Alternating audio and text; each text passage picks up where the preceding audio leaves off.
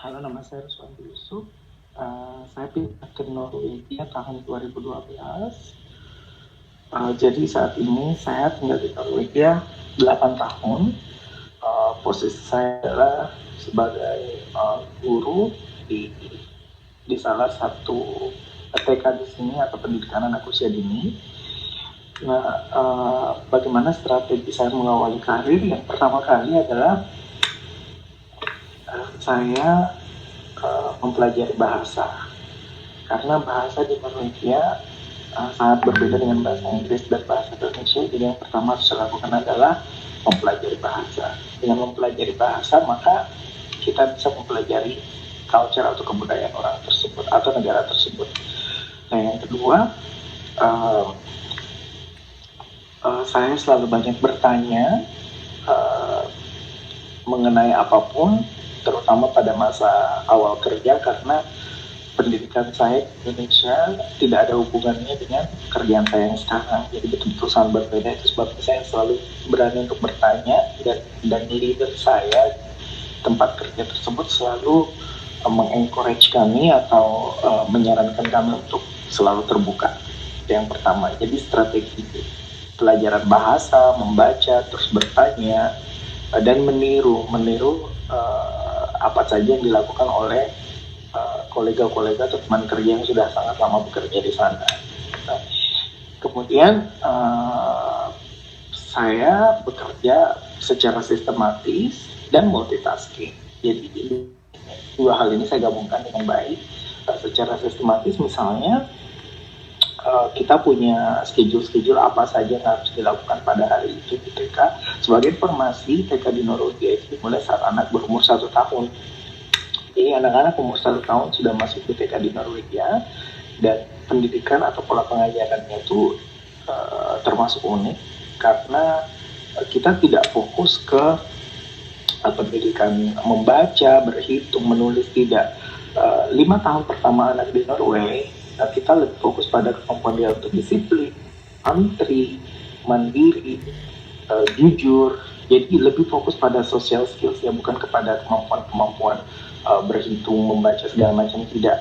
Karena menurut pemerintah Norwegia, mengajarkan anak-anak untuk membuang sampah di tempat yang benar atau antri itu akan terlambat ke dia sudah lebih dari 6 tahun.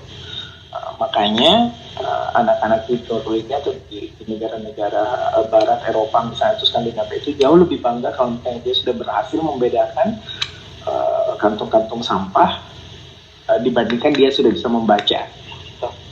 Itu yang pertama. Jadi pendidikan dan pola pikirnya sudah sangat berbeda. Terus yang kedua, untuk multitasking, contohnya saya bekerja pada saat ada anak saya yang atau minta minum, kemudian ada satunya yang sedang menangis. Jadi saya bantu dulu yang menangis sambil membuat yang minta minum itu menunggu. Atau saya juga bisa minta tolong dengan kolega saya yang lain. Makanya dalam satu kelas itu maksimal 20 anak, ada 4 gurunya. Yang pertama, untuk memberikan perhatian yang jauh lebih banyak. Itu adalah contoh multitasking. Kemudian proses pembelajaran yang saya lakukan dalam karir saya adalah satu, saya mempelajari karakter social skills di Norwegia, yang pastinya sangat berbeda dengan negara asal saya, Indonesia. Dalam proses pembelajaran ini saya belajar tentang demokrasi. Itu adalah salah satu hal yang penting. Jadi di Norwegia kita tidak memiliki budaya seperti bos harus selalu benar gitu. Di sini ada budaya diskusi, kita setuju atau tidak setuju dengan pendapat orang lain, tetapi asalkan voting atau pemilihan suara terbanyak menang, itulah yang akan. Yang kedua, proses pembelajaran yang lain dalam karir ini yang saya dapatkan adalah kemampuan time management. Saya lihat contoh-contoh negara-negara sukses itu mereka memiliki karakteristik yang sama, yaitu kemampuan penduduknya untuk mengatur waktu. Time management sangat-sangat penting di negara-negara itu sebabnya ini merupakan proses pembelajaran menurut saya yang sangat-sangat penting dalam karir saya.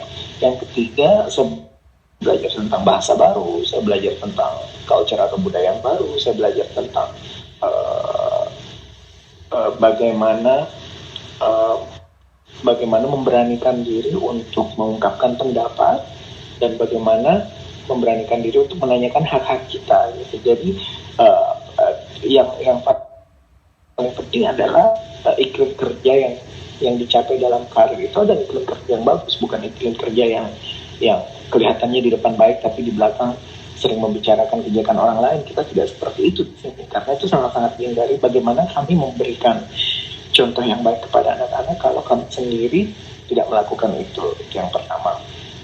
Nah kemudian hal-hal kreatif yang saya lakukan demi menunjang karir adalah satu, saya membaca banyak buku mengenai pendidikan anak. Yang kedua, saya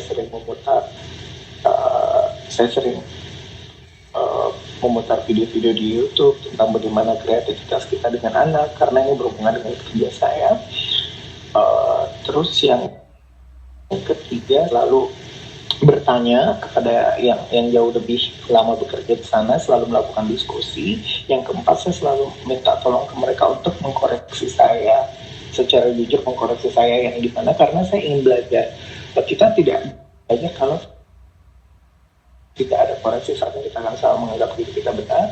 Kemudian hal kreatif lain yang saya lakukan untuk menunjang karir, yaitu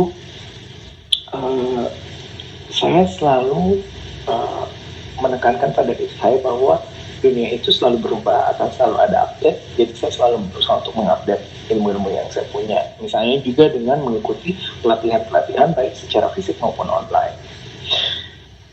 Kalau mengalami konflik, kita berbicara yang selanjutnya, yaitu strategi dalam mengalami konflik. Ya, kadang-kadang ada, karena kita bekerja dengan manusia ya, dan konflik itu ada dimanapun. Yang pertama, pada saat saya mengalami konflik, strategi saya biasanya, namun konflik yang saya maksud ini kita berbicara tentang konflik dengan kolega ya. Kalau konflik dengan anak-anak, umumnya kita harus menyampaikan dan bahasa yang mereka harus tahu bahwa orang-orang atau anak-anak yang di bawah umur itu cara pikirnya tidak sama dengan kita.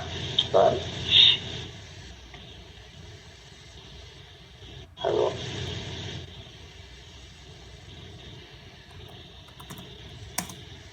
Halo.